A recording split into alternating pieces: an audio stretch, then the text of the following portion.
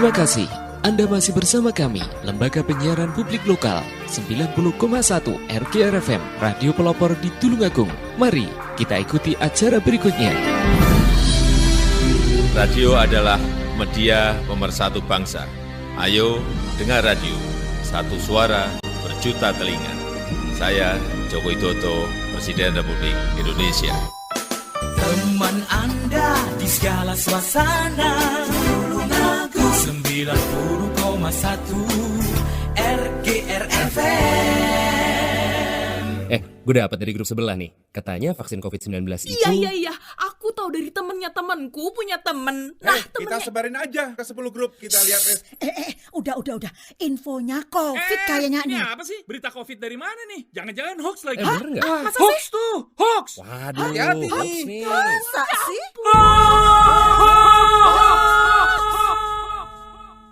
Selain virus yang mengancam, ada bahaya lain yang mengintai, yang memicu kebingungan, menghapus rasa percaya, membunuh optimisme, membangun rasa curiga. Ribuan hoax yang beredar menghambat penanggulangan pandemi. Stop hoax dari sekarang. Tahan, saring sebelum sebar. Kalau dapat informasi, tahan dahulu. Cek di www.hoax.infovaksin.id baru disebar. Dipersembahkan Kominfo dan Komite Penanganan COVID-19 dan Pemulihan Ekonomi Nasional. Kesehatan pulih, ekonomi bangkit. Serta Indonesia Persada ID untuk menyiarkan baik. Belajar di rumah lebih mudah dengan belajar bareng lewat radio. Ayo belajar bareng lewat radio jam 9 pagi hanya di 90,1 RGR FM Radio Pelopor Tulungagung. Belajar bareng lewat radio kerjasama Diskominfo Kabupaten Tulungagung, Dinas Pendidikan Kabupaten Tulungagung, PGRI Kabupaten Tulungagung, dan 90,1 RGR FM Tulungagung. Teman Anda di segala suasana, Tulungagung 90,1 RGR FM. Assalamualaikum warahmatullahi wabarakatuh. 90,1 RGR FM, Radio Pelopor di Tulungagung. Saatnya belajar di Radio RGR FM. Selamat pagi sahabat pelajar dimanapun berada. Apa kabar anak-anakku yang hebat? Pastinya kalian semua selalu dalam keadaan sehat walafiat dan tetap bersemangat meskipun belajar di rumah. Alhamdulillah, hari ini kita bisa berjumpa kembali dalam acara Kelas Mengajar RGR FM. Ayo semua merapat dan bergabung di 90,1 RGR FM, Radio Pelopor di Tulungagung. Kami ucapkan selamat menjalankan ibadah puasa bagi anak-anakku yang beragama Islam. Semoga Allah menerima semua amalan kita sebagai kebaikan. Selamat pagi juga kami ucapkan untuk Bapak, Ibu yang selalu sabar mendampingi putra-putrinya untuk belajar di rumah. Sekaligus membantu Bapak Ibu guru semua agar anak-anak tetap bersemangat meskipun belajar di rumah.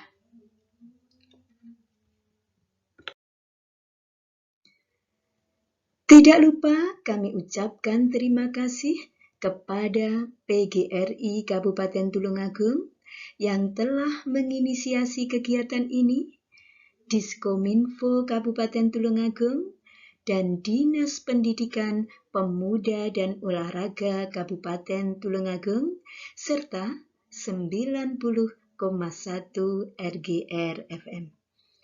Acara ini terselenggara sebagai alternatif pembelajaran di rumah untuk menambah ilmu pengetahuan dan pembelajaran lebih menyenangkan. Anak-anakku yang hebat, sudah siap untuk belajar ya? Sudah disiapkan buku pelajarannya hari ini? 1 jam ke depan, Bu Rohmi akan mendampingi anak-anakku kelas 5 untuk belajar bareng di 90,1 RGR FM. Untuk edisi kali ini, Jumat 16 April 2021, bersamaan dengan hari keempat puasa Ramadan, kita akan mempelajari muatan matematika. Marilah pembelajaran ini kita mulai dengan berdoa bersama. Semoga Allah, Tuhan yang Maha Esa, memberi kita perlindungan dan bimbingan dalam mencari ilmu yang bermanfaat. Berdoa dimulai. Berdoa selesai. Anak-anakku kelas 5 yang hebat, untuk muatan matematika kali ini kita akan mempelajari tentang pengumpulan dan pengolahan data. Jika di sekolah kalian menggunakan buku Senang Belajar Matematika, silahkan dibuka buku kalian halaman 197. Dalam pembelajaran ini, bab pengumpulan dan pengolahan data ini ada beberapa hal yang akan kita pelajari, yaitu 1. Teknik pengumpulan data dan teknik penyajian data yang berupa tabel, diagram gambar atau biasa disebut dengan piktogram, diagram batang, dan diagram garis. Ayo kita pelajari satu persatu. Anak-anakku yang hebat, sebelum kita mengumpulkan data, kita harus tahu apa itu data. Setiap orang mempunyai data pribadi yang berhubungan dengan diri sendiri. Jadi, setiap orang mempunyai data. Apa data itu, anak-anak? Data adalah keterangan yang benar dan nyata. Data bisa berwujud suatu keadaan, gambar, suara, huruf, angka, bahasa, atau simbol-simbol lain. Data adalah sesuatu yang belum mempunyai arti bagi penerimanya dan masih memerlukan adanya suatu pengolahan. Informasi merupakan hasil pengolahan suatu perubahan bentuk dari data yang memiliki nilai tertentu. Informasi dapat juga digunakan untuk menambah pengetahuan bagi yang menerimanya. Dalam hal ini, data yang dapat dianggap sebagai objek dan informasi adalah suatu data yang bermanfaat bagi penerimanya. Informasi juga dapat disebutkan sebagai hasil pengolahan suatu pemrosesan data. Sedangkan metode pengumpulan data merupakan teknik atau cara yang dilakukan untuk mengumpulkan data. Metode menunjuk pada suatu cara sehingga dapat diperlihatkan penggunaannya melalui angket, wawancara, pengamatan, tes, dokumentasi, dan sebagainya. Berdasarkan cara pemerolehan data ada dua, yaitu 1. Data primer, yaitu data yang diperoleh secara langsung, misalkan data tentang tinggi dan berat badan siswa. Tinggi dan berat badan siswa dapat diperoleh dengan pengukuran langsung. 2. Data sekunder, yaitu data yang diperoleh secara tidak langsung, karena memang tidak mungkin dilakukan sendiri oleh siswa. Contohnya, data tentang golongan darah siswa bisa dilihat di UKS. Data tersebut bisa diperoleh melalui pemeriksaan laboratorium, dan UKS biasanya sudah mencatatnya semua data golongan darah siswa. Sekarang kita akan mempelajari tentang pengumpulan data. Ada beberapa cara untuk mengumpulkan data, yaitu ada 4 cara untuk mengumpulkan data. 1. Dengan cara tes atau ulangan. Untuk mengetahui informasi perkembangan belajar siswa, bisa dilihat dari nilai ulangan. Biasanya, Bapak, Ibu guru melakukan tes atau ulangan. Hasil ulangan diperoleh data perkembangan belajar siswa. Yang kedua, teknik pengumpulan data yang kedua adalah dengan bertanya langsung. Misalnya, untuk mengetahui buah kesukaan dan buah yang tidak disukai teman-teman di kelasnya, Siti menanya kepada setiap teman dan mencatatnya tentang buah kesukaan dan buah yang tidak disukai. Daftar pertanyaan yang harus dibuat adalah 1. Apakah buah yang kamu sukai? 2. Apakah buah yang tidak kamu sukai? Nah, daftar pertanyaan ini digunakan untuk bertanya langsung pada siswa yang dikehendakinya. Teknik pengumpulan data yang ketiga adalah dengan isian atau yang biasa kita sebut dengan angket. Pengumpulan data dengan lembar isian atau angket yaitu dengan cara masing-masing orang mengisi lembar isian. Hasilnya kemudian dikumpulkan. Contoh lembar isian singkat akan berisi nama, alamat, tinggi badan, berat badan, dan golongan darah. Biasanya ini dipakai pada awal tahun ajaran baru ketika siswa masuk suatu sekolah. Teknik pengumpulan data yang keempat adalah pencatatan langsung. Pencatatan langsung biasanya dilakukan berdasarkan pengukuran atau pengamatan. Hasil pengukuran dan pengamatan dicatat, dan data tersebut diperoleh dari pencatatan langsung. Beberapa data dapat diperoleh dengan pencatatan langsung, seperti tinggi badan dan berat badan, golongan darah dengan menanyakan. Sebelum melakukan proses pengumpulan data, sebaiknya dibuat blanko data. Blanko data berisi tentang semua data yang ingin dikumpulkan. Misalnya tadi, data berat badan siswa kelas 5, data tinggi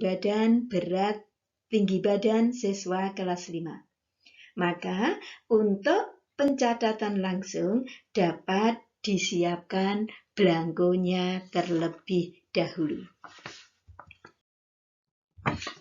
Setelah pengumpulan data atau setelah data itu terkumpul, langkah berikutnya adalah pengolahan dan penyajian data. Ada beberapa bentuk penyajian data. Nah, dalam hal ini akan kami pelajari teknik penyajian data ada 5. Yang pertama, teknik penyajian data dalam bentuk daftar. Tinggi badan dan berat badan siswa setelah terkumpul dapat disajikan dalam bentuk daftar. Menafsirkan data dari daftar dapat dilakukan terlebih dahulu dengan mengurutkan data dalam daftar dari yang paling kecil sampai yang paling besar. Penyajian data yang kedua dalam bentuk tabel. Tabel sebenarnya hampir sama dengan daftar, tetapi lebih spesifik karena sudah ada pengelompokan dari kelompok-kelompok yang sejenis. Nanti akan kita pelajari perbedaan antara daftar dan tabel. Yang ketiga, penyajian data dalam bentuk diagram gambar atau biasa disebut dengan piktogram. Piktogram adalah suatu ideogram yang menyampaikan suatu data melalui penyampaian gambar yang menyerupai atau meniru keadaan fisik objek yang sebenarnya.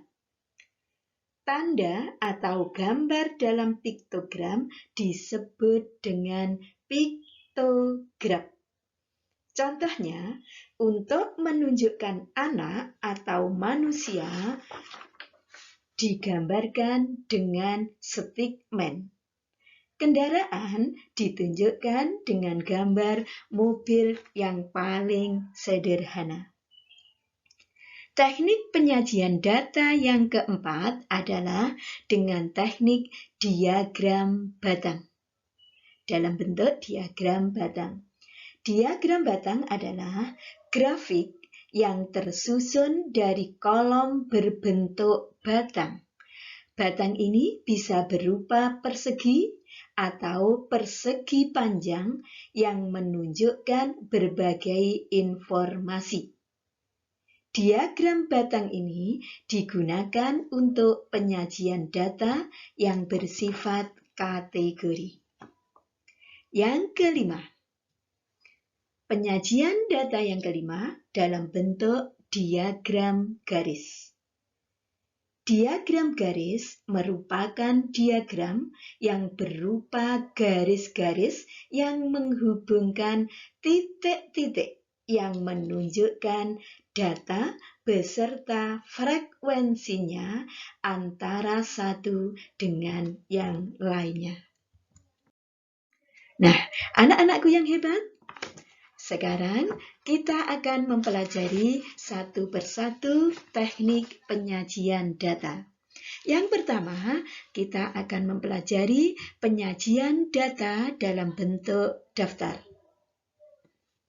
Contohnya, Edu mengumpulkan data tentang golongan darah siswa kelas 5 yang jumlahnya ada 30 anak.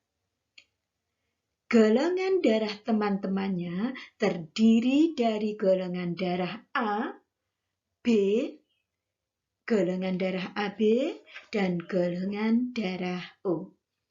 Edo mencatatnya dan menyajikan data tersebut dalam bentuk daftar. Ini daftarnya. Ini adalah daftar golongan darah siswa kelas 5 yang telah dicatat oleh Edo. Dari daftar tersebut, kita bisa melihat golongan darah siswa kelas 5 berdasarkan nomor urut siswa. Masih belum terlihat berapa banyak anak yang memiliki golongan darah A, golongan darah B, golongan darah AB, dan golongan darah O. Kita harus menghitungnya satu persatu. Nah, agar lebih spesifik, maka dibuatlah penyajian data dalam bentuk tabel. Ini penyajian data dalam bentuk tabel. Dari daftar golongan darah yang dibuat Edo, dapat dibuat tabel agar lebih mudah melihat siapa yang memiliki golongan darah A, siapa yang memiliki golongan darah B, siapa yang memiliki golongan darah AB, dan siapa yang memiliki golongan darah O. Nah, perhatikan tabel yang ada di slide. Berdasarkan tabel tersebut, kamu sangat mudah melihat siapa saja anak yang memiliki golongan darah A, B, AB, dan O. Sudah dikelompokkan. Banyaknya golongan darah juga bisa langsung terlihat, yaitu golongan darah A, B, AB, dan O. Pada kolom nomor akan menentukan banyaknya golongan darah. Jadi banyaknya golongan darah ada 4. Golongan darah 1 adalah golongan darah A. Ada berapa? Kita hitung. Beni, Arin, Pandu, Zaki, Putri, Aksin, Mahmud, Ahmad, Sila, Umar, Wali, dan Panji.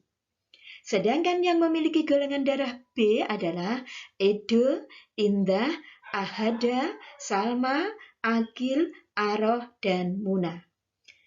Yang memiliki golongan darah AB adalah Lani, Udin, dan Uli. Sedangkan yang memiliki golongan darah O adalah Siti, Ayu, Rima, Delia, Ali, Rara, Rani, dan Nia. Nah, untuk mengetahui berapa banyaknya, maka akan kita sederhanakan tabelnya. Apabila daftar golongan darah di atas menginginkan banyaknya siswa yang memiliki golongan darah tertentu, maka bisa dibuat tabel seperti yang sebelah kanan. Anak yang memiliki golongan darah A ada 12. Anak yang memiliki golongan darah B ada 7. Anak yang memiliki golongan darah AB ada 3. Anak yang memiliki golongan darah O ada 8. Jumlah semua anak ada 30. Nah, sekarang penyajian data dalam bentuk diagram gambar atau piktogram. Contohnya, data peminjaman buku di perpustakaan sekolah adalah sebagai berikut. Hari Senin, jumlah anak yang meminjam 25 siswa. Hari Selasa, jumlah anak yang meminjam 20 siswa. Hari Rabu, 30 siswa. Hari Kamis, 15 siswa. Hari Jumat, 10 siswa. Hari Sabtu, 45 siswa. Dari data ini dapat dibuat penyajian data dalam bentuk diagram gambar atau biasa kita sebut piktogram.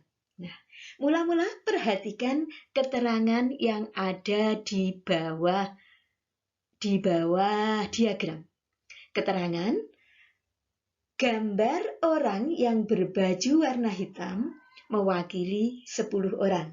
Sedangkan gambar orang yang berbaju warna kuning mewakili 5 orang. Sekarang kita lihat, hari Senin, peminjaman buku di perpustakaan ada 25 anak. Berarti di dalam diagram akan diwakili 2 gambar orang berbaju warna hitam berjumlah 2, karena 1 mewakili 10. 20 berarti mewakili 2 orang, berarti mewakili 20. Yaitu 2 kali 10 sama dengan 20.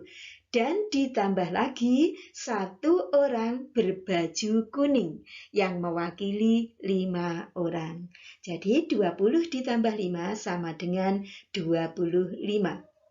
Begitu juga hari Selasa, Rabu, Kamis, Jumat, dan Sabtu. Coba lihat di nomor 5, hari Jumat. Peminjam buku hanya ada 10 anak, sehingga pada diagram cukup diwakili 1 orang berbaju warna hitam. Nah, paham ya anak-anak? Bisa membuat piktogram atau diagram gambar? Nah, saya yakin kalian semua pasti bisa. Kalian adalah anak-anak kelas 5 yang hebat. Nah, sekarang kita lanjutkan dengan penyajian data dengan diagram batang. Datanya adalah sebagai berikut. Zahra mencatat provinsi semua orang tua siswa kelas 5. Setelah bertanya langsung, diperoleh data sebagai berikut. Orang tua yang memiliki profesi sebagai PNS ada 8 orang. Yang berprofesi sebagai TNI 5 orang, petani 12 orang, guru 3 orang, dan wira swasta 2 orang. Nah, dari data ini dapat dibuat diagram batang sebagai berikut. Diagram batang ini menyajikan data secara kuantitatif dan kualitatif. Data kualitatif ditunjukkan oleh sumbu yang mendatar atau sumbu horizontal, sedangkan data kuantitatif ditunjukkan oleh sumbu yang tegak atau sumbu vertikal. Semakin tinggi suatu batang, semakin besar frekuensinya. Sumbu mendatar menyatakan profesi orang tua murid, yaitu PNS, TNI, petani, guru, dan wira swasta. Sedangkan sumbu tegak menyatakan frekuensi atau jumlah dari masing-masing profesi. Ayo coba perhatikan diagramnya. PNS menunjuk ke angka berapa? Dilihat pada sumbu tegaknya. PNS menunjuk ke angka berapa anak-anak? Iya, betul sekali. PNS menunjuk ke angka 8. Yang kedua TNI. TNI akan kita tarik garis ke kanan pada sumbu tegak. Menunjuk ke angka berapa? Iya, menunjuk ke angka 5. Profesi yang ketiga, yaitu petani.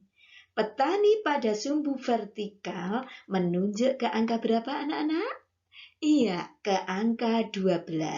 Artinya jumlah petani, jumlah orang tua yang berprofesi sebagai petani ada 12 orang. Sekarang profesi yang keempat, guru. Pada sumbu vertikal, guru menunjuk ke angka berapa anak-anak? Ya, angka 3. Berarti jumlah guru ada 3. Sekarang yang terakhir, wira swasta sebanyak 2 orang. Maka pada sumbu vertikal menunjuk angka 2. Mudah ya cara membuat diagram batang? Bisa anak-anak? Ya, pasti bisa. Kalian adalah anak-anak milenial yang hebat. Baiklah, sekarang teknik penyajian data yang kelima, yaitu penyajian data dengan diagram garis. Datanya adalah sebagai berikut. Diagram garis menunjukkan kaitan antar data. Misalnya hubungan antara berat badan dan umur. Misalnya, data berat badan Lani selama 5 tahun. Umur 7 tahun, berat badan Lani 25 kg. Umur 8 tahun, berat badan Lani 28 kg. Umur 9 tahun, berat badan Lani 32 kg.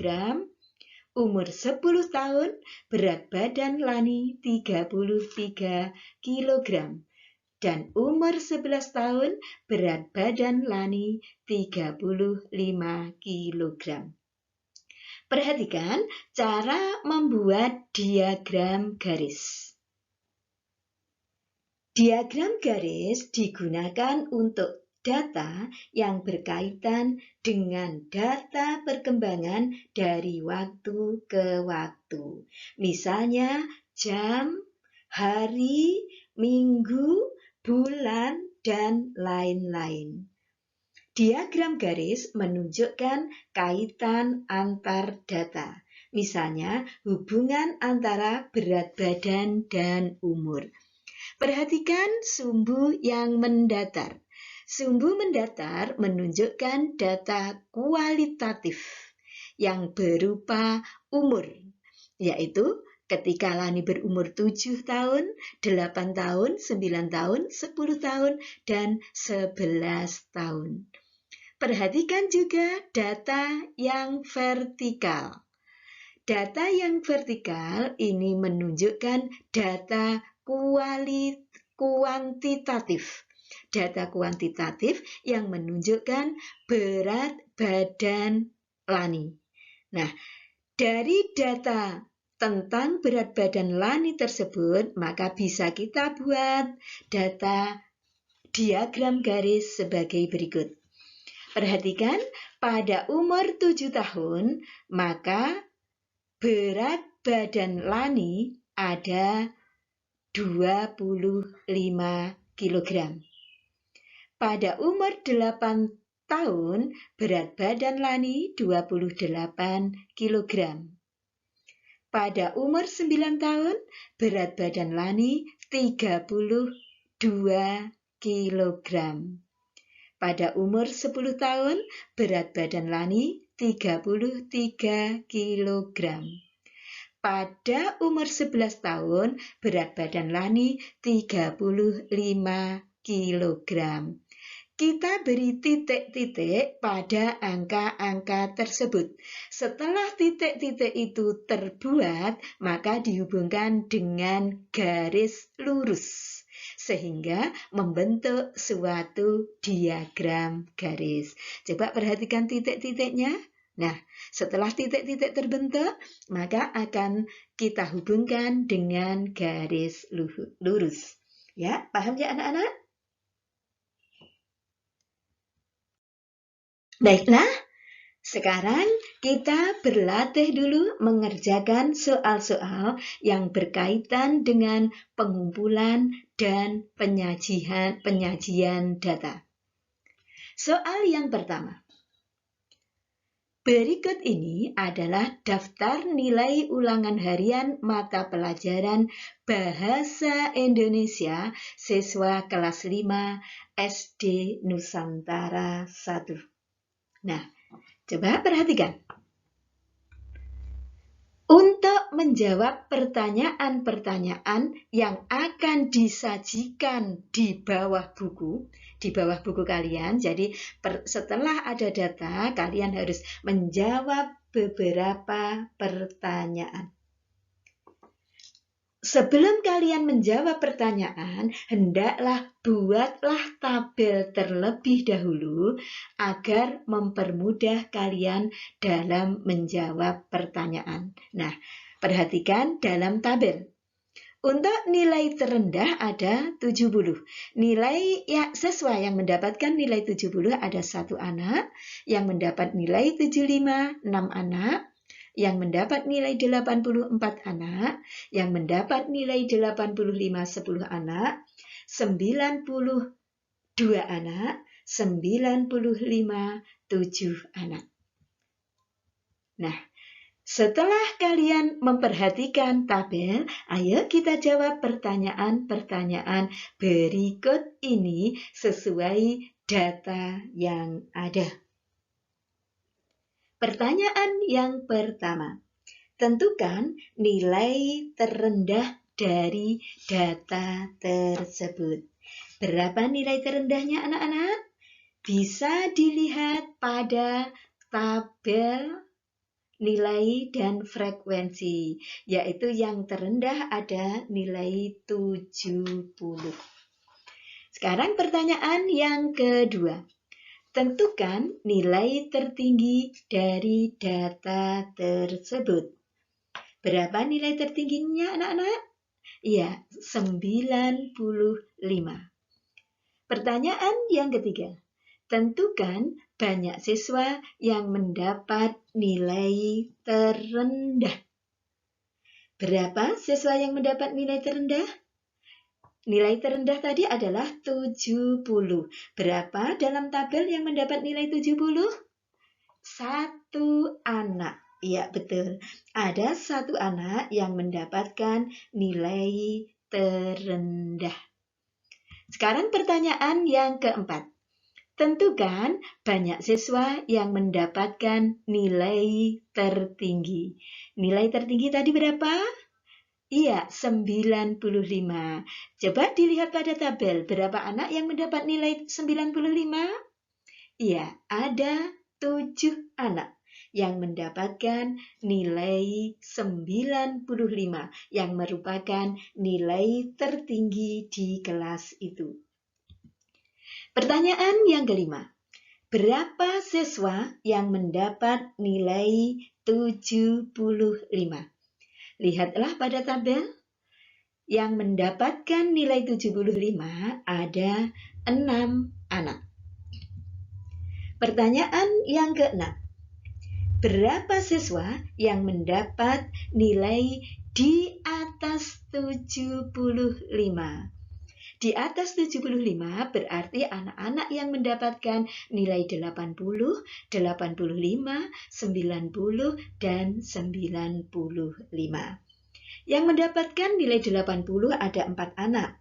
Yang mendapatkan nilai 85 10 anak, yang mendapat nilai 92 anak, dan yang mendapat nilai 95 7 anak. Kita jumlahkan 4 ditambah 10, ditambah 2, ditambah 7, sama dengan 23 anak. Jadi, siswa yang mendapatkan nilai di atas 75 ada 23 anak. Pertanyaan yang ke-7. Berapa siswa yang mendapat nilai kurang dari 75? Ayo kita lihat di tabel. Nilai yang kurang dari 75 adalah nilai 70. Berapa anak yang mendapat nilai 70? 1 anak. Ya, betul sekali. 1 anak mendapatkan nilai 70. Nah, pertanyaan selanjutnya. Pertanyaan yang kedua. Berikut ini adalah daftar olahraga yang digemari siswa SD Nusantara 2. Perhatikan, ada sepak bola, ada basket, ada catur, ada voli, ada apa lagi? Ayo dilihat di daftar, ada tenis meja. Jadi ada anak yang suka sepak bola, ada anak yang suka basket, ada anak yang suka catur, voli, dan ada yang suka tenis meja. Setelah kalian memperhatikan daftar tersebut, jawablah pertanyaan-pertanyaan berikut ini. Nah, untuk mempermudah kalian menjawab pertanyaan, sajikan dulu daftar tersebut dalam sebuah tabel. Nah, ini tabelnya. Sepak bola 8 anak, basket 10 anak, catur 3 anak, voli 7 anak, dan tenis meja 2 anak. Ayo kita jawab pertanyaan-pertanyaan yang ada di buku kalian. Pertanyaan yang pertama. Pertanyaan yang pertama, berapa siswa yang gemar sepak bola? Lihatlah pada tabel, ada 8 anak. Pertanyaan yang kedua, berapa siswa yang gemar basket? Pada tabel akan nampak anak yang gemar basket pada frekuensi ada 10 anak. Pertanyaan yang ketiga, berapa siswa yang gemar catur? Lihat pada tabel, anak yang gemar catur frekuensinya ada 3. Artinya, anak yang gemar olahraga catur ada 3 anak. Pertanyaan yang keempat, berapa siswa yang gemar voli? Lihat pada tabel, frekuensinya ada 7. Berarti anak yang gemar olahraga voli ada 7 anak. Pertanyaan yang kelima, berapa siswa yang gemar tenis meja? Lihatlah pada tabel. Pada tabel frekuensi ada 2. Jadi jumlah siswa yang gemar tenis meja ada 2 anak. Pertanyaan yang keenam, tentukan olahraga apa yang paling digemari siswa. Nah, untuk menentukan olahraga yang paling digemari, maka lihatlah frekuensi yang paling tinggi. Nah, pada tabel akan terlihat frekuensi yang paling tinggi itu ada 10. 10 adalah olahraga basket. Jadi, olahraga yang paling digemari adalah basket. Pertanyaan yang ke-7. Tentukan olahraga yang kurang digemari oleh siswa. Dari tabel tersebut juga dapat dilihat olahraga yang kurang digemari, yaitu yang frekuensinya paling rendah. Kita lihat yang frekuensinya paling rendah adalah tenis meja. Jadi yang paling tidak digemari adalah tenis meja. Terus ada juga yang kurang digemari yang kedua, yaitu yang frekuensinya hanya 3, yaitu olahraga catur. Karena hanya digemari oleh 3 siswa saja. Selanjutnya, pertanyaan yang ketiga. Berikut ini adalah data transportasi siswa yang digunakan ketika berangkat sekolah. Banyaknya siswa, transportasi. Nah, di dalam tabel itu ada transportasi jalan kaki jumlahnya 30, yang naik bis 50, yang naik angkot 65, yang naik sepeda 40. Tugas kalian adalah buatlah diagram gambar dari data di atas. Ayo kita buat diagram gambarnya. Nah, ini adalah diagram gambar dari data yang ditampilkan dalam tabel tersebut. Kita tentukan dulu pada keterangan satu stickman atau satu orang ini mewakili 5 anak. Jadi satu gambar itu mewakili 5 anak. Sekarang kita lihat pada tabel tersebut untuk jalan kaki. Pada jalan kaki ada 30 anak. Berarti kita harus menggambar orang sebanyak berapa anak-anak? Kalau 1 mewakili 5 anak, berarti kalau 30, berarti 30 dibagi 5. Jadi harus ada gambar 6 orang. Untuk yang jalan kaki ada 6 gambar orang. Perhatikan gambar siswa yang naik bis. Siswa yang naik bis ada 50 anak. 50 berarti harus digambarkan 50 dibagi 5 sama dengan 10.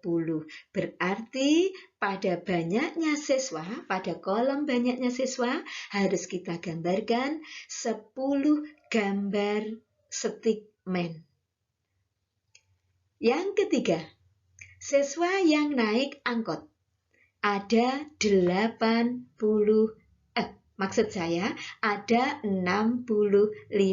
anak. 65 kalau 1 mewakili 5 anak berarti 65 dibagi 5 sama dengan 13. Berarti kita harus menggambar stickman pada banyak siswa sebanyak 13. Yang keempat, yang menggunakan transportasi sepeda. Ada 40 anak. 1 mewakili 5, berarti 40 dibagi 5 sama dengan 8. Untuk transportasi sepeda pada banyaknya siswa, kita gambarkan stickman sebanyak 8 anak. Bisa ya anak-anak membuat stickman? Stickman itu sangat mudah. Sekarang pertanyaan selanjutnya. Ayo bereksplorasi. Berikut ini adalah data warna kesukaan dari siswa kelas 5 SD Nusantara 1.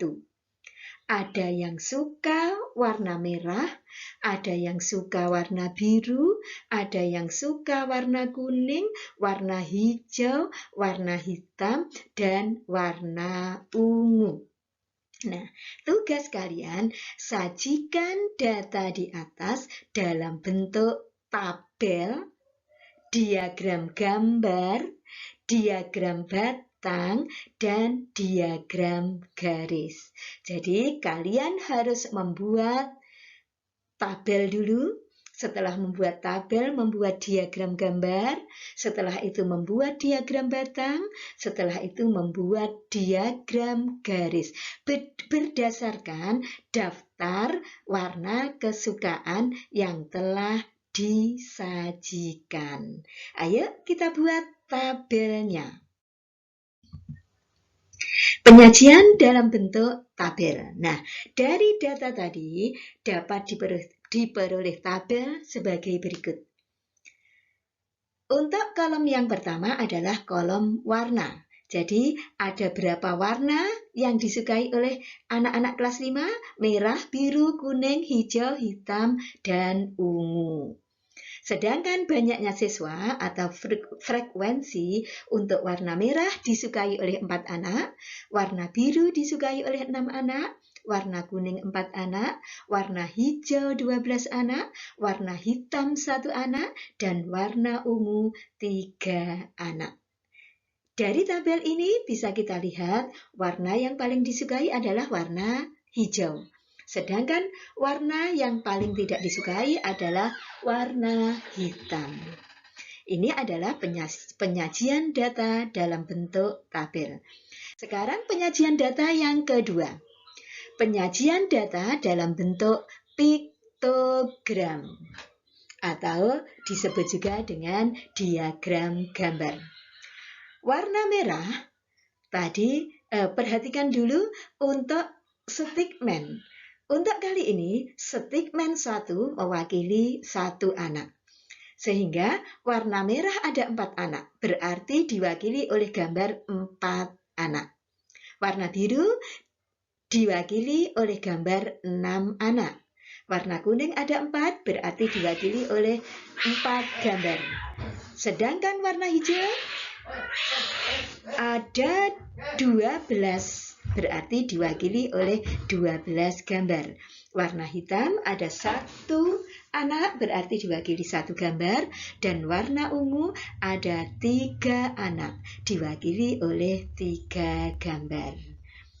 Itu adalah penyajian data dalam bentuk piktogram atau diagram gambar.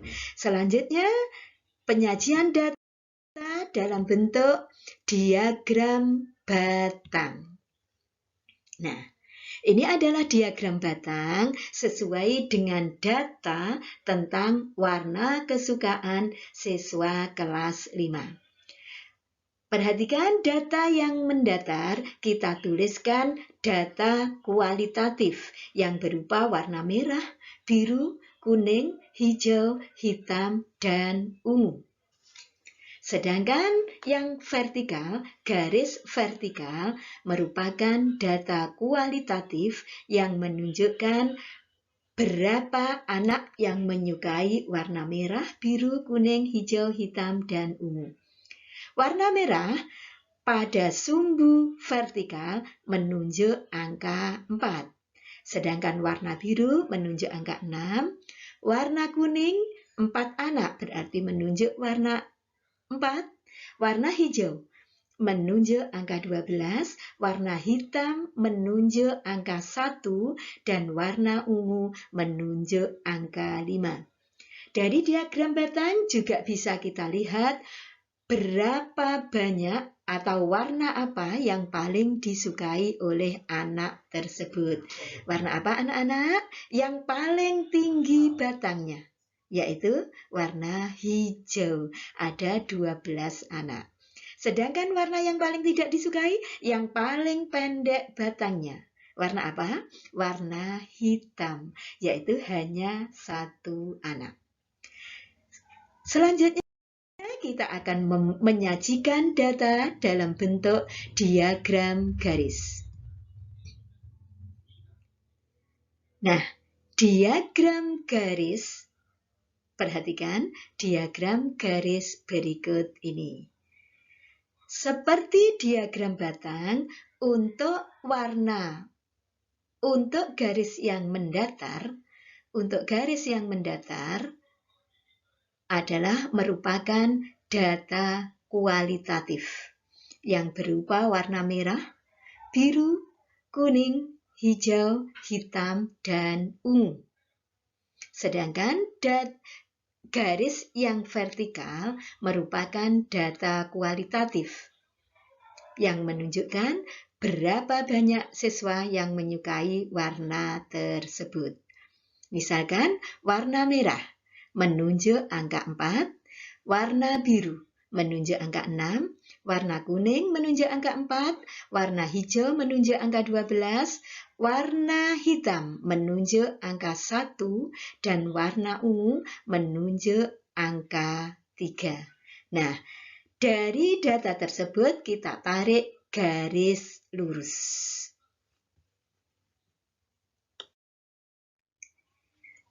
Anak-anakku yang hebat, kalian telah bisa mengumpulkan data, mengolah data, dan menyajikan data.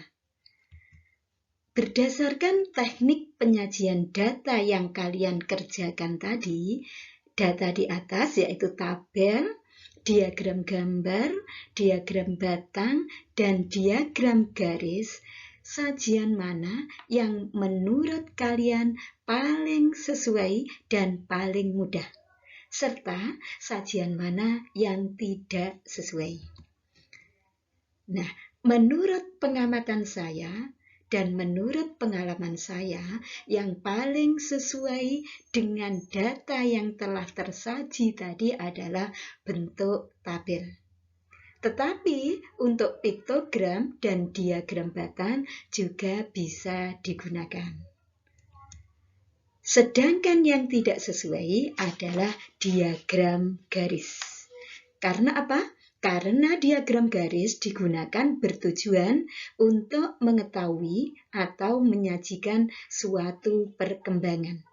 Sedangkan data yang tersaji tadi merupakan perbandingan, bukan perkembangan. Agar kalian lebih memahami dalam pengumpulan dan penyajian data, ayo kita mengerjakan soal-soal uji kompetensi yang ada di buku Senang Belajar Matematika. Jadi yang selama ini menggunakan buku Senang Belajar Matematika, silahkan dikerjakan halaman 247 sampai 250. Semoga kalian semua bisa mengerjakan dengan baik dan benar. Demikian tadi pembelajaran matematika bab pengumpulan dan pengolahan data telah kita pelajari. Marilah pembelajaran kita akhiri dengan berdoa bersama. Berdoa dimulai. Berdoa selesai. Semoga apa yang kita pelajari hari ini bermanfaat bagi kita semua dan menjadi bekal bagi kita untuk meraih cita-cita. Sebelum saya akhiri, saya ucapkan selamat menjalankan ibadah puasa. Semoga ibadah kita diterima oleh Allah Subhanahu wa Ta'ala. Kita akan berjumpa kembali pada hari Jumat yang akan datang pada jam yang sama, tetap di 90,1 RGR FM. Saya mohon maaf apabila ada kata-kata yang kurang berkenan. Akhirul kalam, wassalamualaikum warahmatullahi wabarakatuh. Teman Anda di segala suasana, Tulungagung 90,1 RGR FM.